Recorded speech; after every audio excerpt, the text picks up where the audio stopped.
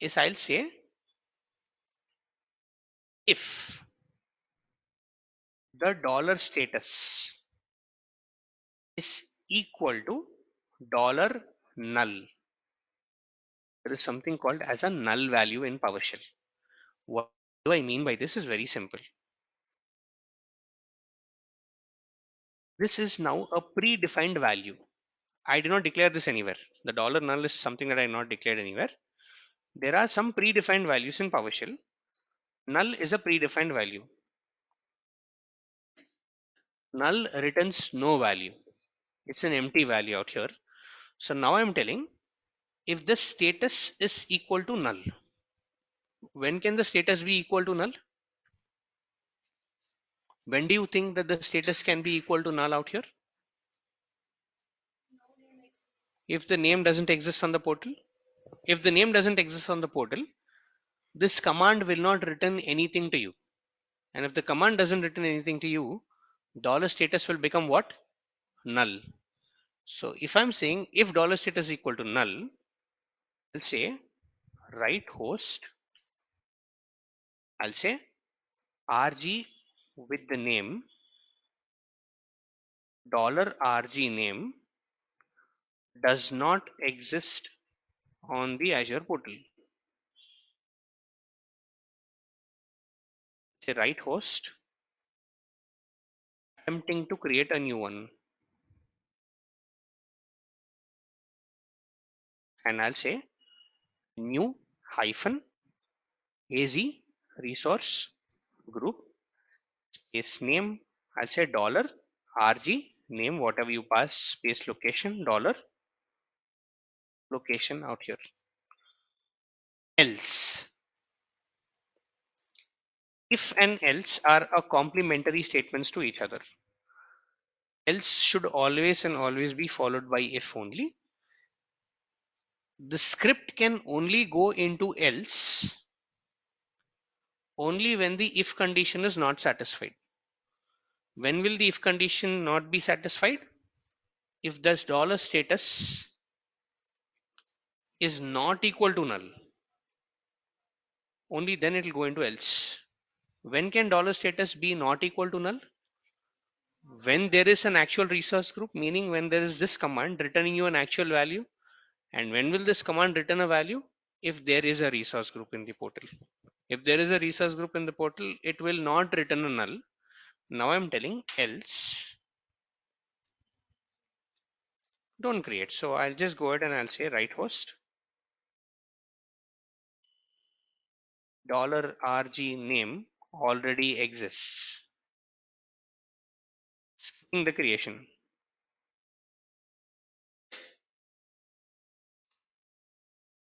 And I'll say foreground color. I'll just give a color here, something like yellow. And I'll save this out here. What this does is something like this. Let's go back into the portal, or let's go back into the PowerShell call. I'll call this out. RG with the name does not exist on the Azure portal. Where did I write this in? In the if condition. It went ahead and did what? It created a resource group. If I run this once again,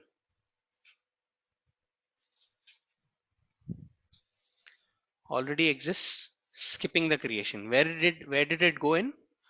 The first time it went into the if loop because dollar status was equal to null. The second time, since the resource group was already created, dollar status was not equal to null. It went inside the else loop and it said RG name already exists, skipping the creation, and it printed out in this particular yellow color. Now you can run this script any number of times. You can give this script to anyone, ask them to, let's say, pass their values, run this any number of times, will work. Now I come with a new name. If I execute this out, it's saying it's saying RG name is not there. I'll create one. If I execute this once again, skipping the creation. This is what reusability actually means for me. Meaning, are my scripts reusable? Are my scripts intelligent enough to tell the user that does the resource group exist? If not, does it tell you that, okay, fine, I'll skip the creation, pass a new name and all these things out? This is what my script should actually do. And this is what reusability actually means for me. So using this particular one line, I can go and create as many as resource groups I want as per the requirement. If someone comes back to me and tells you, you know what, I don't want 03, I want something like 04, I can just substitute this value. I can say 04. I can run the. This is what my script is doing. So again, let's go through our script once again and let's check this out. Firstly, we introduce something called as what? A parameter block using something called param. After that, I set dollar status. I'm just using a value called dollar status. This can be anything, X, Y, Z, whatever it is. I'm saying get hyphen AZ resource group name. And finally, I'm giving what? An error action to suppress the error if the resource group is not existing, because I know if the resource group is not existing, I'll handle it here.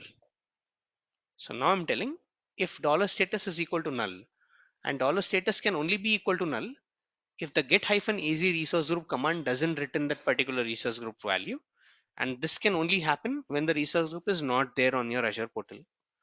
Staying RG with the name does not exist, right host attempting to create one, and then finally your statement or your actual command called new hyphen AZ resource group. Now what I'm doing is I'm combining the logics that we learned in Windows PowerShell along with the Azure PowerShell commands, and I'm now writing my script telling new hyphen AZ etc. Reason being, only your Azure PowerShell commands, only that is not that efficient. It has to be combined with your knowledge of, let's say, Windows PowerShell, and then I'm using something called else. Again, very importantly, guys, I've observed a couple of people only running the else statement. This won't work. If I only run the else statement, it will, or it is bound to throw me an error, because else is designed in such a way that it will only and only run if there is an if statement before it. And if you're only running the else, this is the error that you get. The term else is not recognized as a commanded function. Please try this out once again. This is what you get. Again, when you get the error, please copy the error. This is what I do. Please copy the error. If you don't understand, please copy this error. Take the entire error, go to Google, paste this error out, and it will, you'll get a lot of documentations telling what exactly this is, why exactly you're getting and all these things out here. Read these articles. This is what I want you all to do. So before you go ahead and reach out to me, when you reach out to me, the first question I ask you on an email is that what kind of a Google that you have done, what kind of a research that you have done till now. Please Google it out, because this is important, because each and every one gets unique errors. The errors that you get in PowerShell are very vast, cannot be covered in any course, it cannot be covered in any content as such. There are no common errors. The issue is that there are no common errors with PowerShell, because the error completely depends on what kind of a script that you have done. The error completely depends upon what kind of a logic that you have written. Depending upon the logic, you can get multiple errors. Handling those errors is important. So again, how do you handle it? Take it, put it on Google, read a couple of documents. You will get to know what is the exact error out here. And very importantly, practice. As and when you practice it out, you'll know, understand what are the errors, what are the common errors that you're doing. And that will, let's say, help you out in understanding where you're, let's say, making that mistake. Yes, any questions clear? Anyone, any questions clear? Yes, for some commands, yes, this is okay. Reason being, I know that I want to suppress it. Reason being, I'm handling it later. Because what PowerShell does sometimes, ma'am, is that if this returns you an error, PowerShell stops the execution there. It won't go further. So if you get an error in PowerShell, sometimes the script stops there. So it won't even go into your if loop out there. So that's the reason we put an error action there. It's telling that silently continue out here, because I know that you are bound to get an error if you do not have that particular resource group. But my intention is not to give you an error, but to give you a solution. Yes, I'll just unmute folks online so that they can ask questions. Yes, guys, anyone, any questions that I can take? How pipeline you can use here, sir? I'm sorry, can you please come again? How pipeline you can use here? Pipeline, again, I have not used any pipeline logic out here, but you can do a pipeline. You can say get hyphen AZ resource group where object is equal to or name is equal to something like $RG name and etc. You can do that. So I have not again used a pipeline because there is no need of a pipeline out here. Okay. And what about the dollar null equal to something else? Same name only. It indicates Uh, can you please come again? dollar null is written right. Mm-hmm. Dollar status is equal to dollar null. It Right. indicates dollar status whatever I given a name. It's Mm-hmm. equal to that dollar null, right? No, the name that you pass is RG name. This is what you are passing. Dollar Okay. status is giving you the actual value. So what I can do is like, let's come here. Let's do this.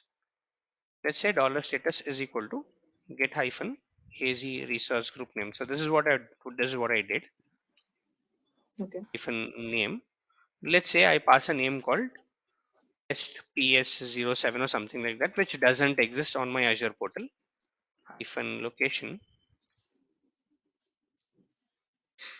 west US, and I'll say error action silently continue. If I execute this one,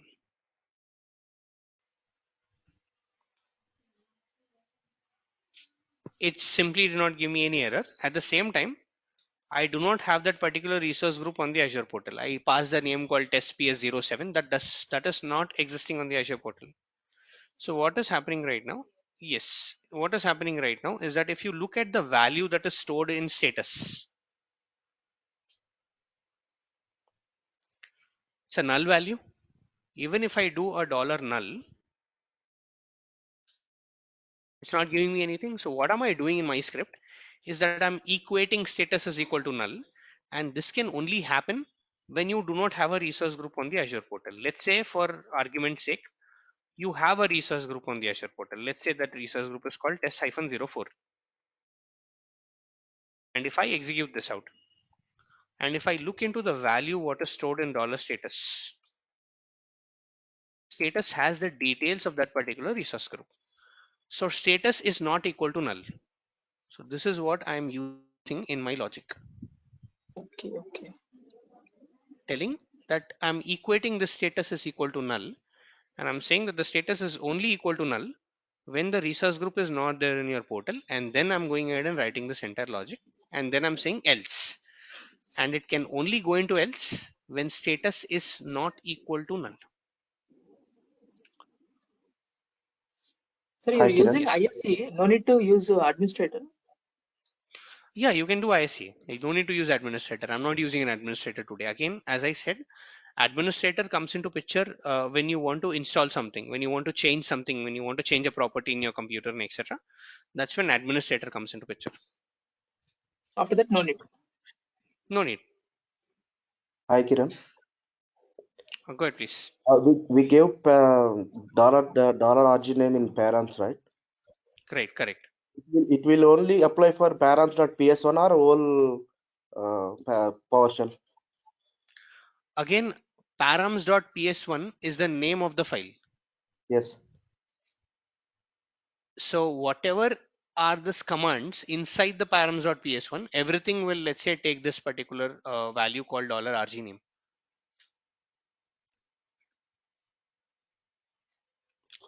Does that answer your question? No. Which means Kiran here RG name you are giving in third one, right? The third tab.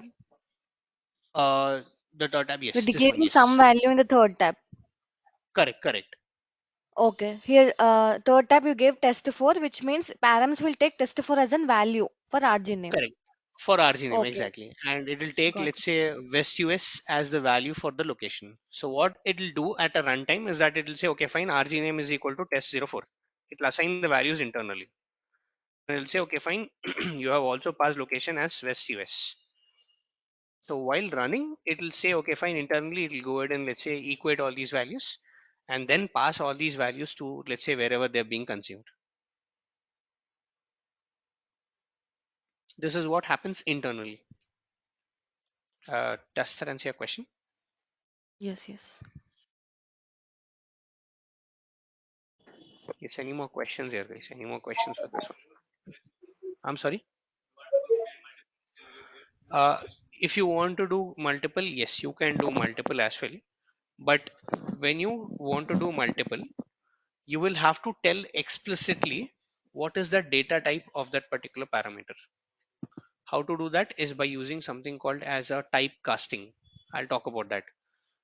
This is a data type, so it's called typecasting. Yes, we have a question, sorry. Yes, for loop can also work in parameters. Again, parameters is just to take an input, that's it. It's just to take an input. Apart from that, parameter is not doing anything. After that, whatever your logic, that can follow. So now to answer your question is that, can you pass an array? Yes, you can pass an array. By default, this is all string value. If you want to pass an array, or if I want to pass a string, I'll say $string, declaring the data type of a particular parameter out here. Declaring the data type of a particular parameter. This is a string. If I want to pass a number, int. If I want to pass an array, string open close brackets. This is now an array indication out there. You can now pass an array, and you can then do a for each on top of that particular array out here. You can do a for each, and you can literally check whether if status is equal to null, and then let's say go ahead and let's say do a for each out there. So you can do, or you can pass the array values as well, which I'll also show. Not to worry, I'll also show that, because when you pass an array, you'll also have to do some kind of a conversion out there. So I'll also show how to, let's say, go ahead and let's say pass out these pass out, let's say, the array value in the same way as such. Yes, any questions? Any more questions here? Then, do we have to maintain any order for the parameterization? I'm sorry, can you please come again with your question? Do we have to maintain order? Like, can I pass location before front of name? You can do that. There is no order, you can do it. Meaning, there is the good question is that, should I always pass RG name first and then pass the location? No. You can pass it in any order, not a problem. PowerShell will, kind of take it in the order what you, let's say, you have, let's say, pass it out there. So you can Okay, literally thank pass you. the location first. So if I want to show, if you want to show me, I'll show that too. I can literally say RG name later, and I can say it is test-05. And if I run this out, the script will still work the same way it is working. So no matter what is the order, you can go ahead and pass it in any order you want. You can declare the parameters in any order you want. Shouldn't be an issue. Until and unless you are passing, I'm good with that. Hi Kiran, null value completely depends on resource name, right? Correct. It won't depend on location, correct? No, it won't really depend upon location, but I am just giving a location just as an additional check. That's it. Null value Okay. completely depends upon the resource name that you're, let's say, giving out here. Okay.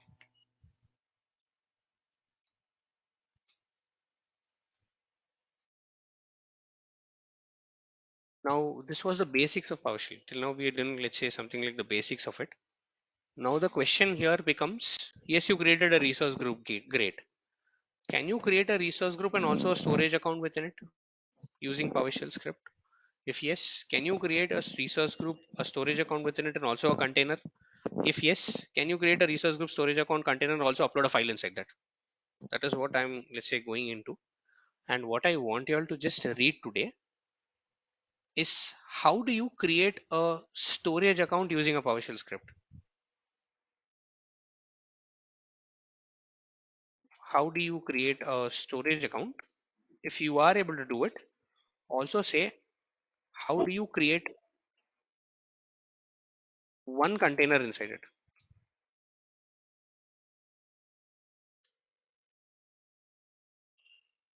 Inside, let's say, the storage account that you have. This is what I want you all to, let's say, do a read about, is how do you create a storage? Again, to create a resource group, what is the command that we used?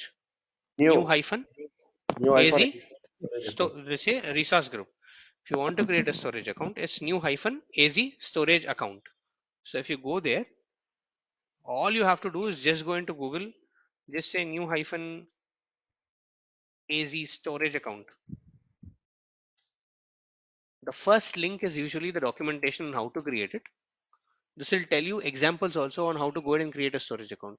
Saying new -az storage account, resource group name, location. SKU here, don't get confused with it. It's the replication model that is passed. GRS, LRS, and all these things. This is called as an SKU in PowerShell. We'll talk about that on what do you need and all these things out there. But please try this out. If you look at this documentation, it will tell you, okay, fine, new -az storage account, great. Just scroll down all the way to the bottom. It'll give you a lot of examples on how to create it and all these things out. And after you're done with all these examples, just scroll. It'll also tell you how to remove something, also tell you how to get something. It'll also tell you how to set something. It'll do all these things out here as such. So please look into this. Again, if you look in the documentation, there are a lot of things out here. Remove, set, a lot of things out here. We don't need everything. We just need something. That's it. And if you are able to follow one logic, tomorrow I'll say, okay, fine, I'll add one more, let's say, parameter here telling storage account name. I'll add one more parameter telling storage account location. I'll do multiple if else out here. I did one if else for resource group. I'll do the same if else for storage account also. I'll say if storage status is equal to null, then go ahead, don't, let's say, create one. If else, then go ahead and say it's already existing. That is how I can go ahead and, let's say, use the same logic again and again. So I am just focusing upon a couple of loops for each or if else and etc. And I'm reusing them again and again. That's it. That's what I'm really doing out there.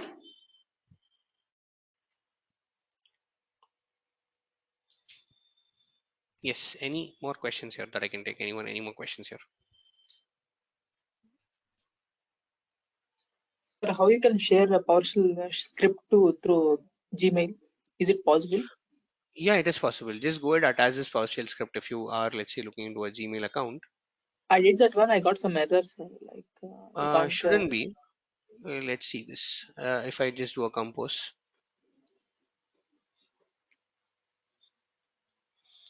I will see where the script is.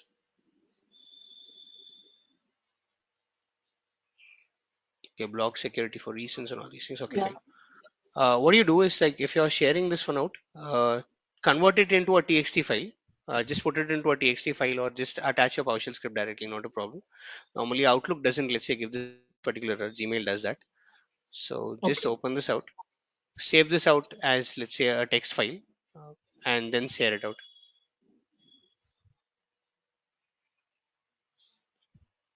If you are able to save it as a text file and then share it out, shouldn't be an issue.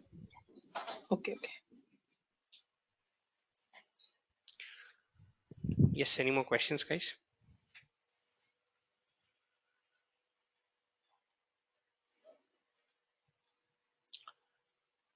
All right, so these are the assignments that I do have. Please have a look at it, and I'll take a couple of questions in tomorrow's session. We'll get started with that. Thank you, guys, and have a good day ahead. Thank you.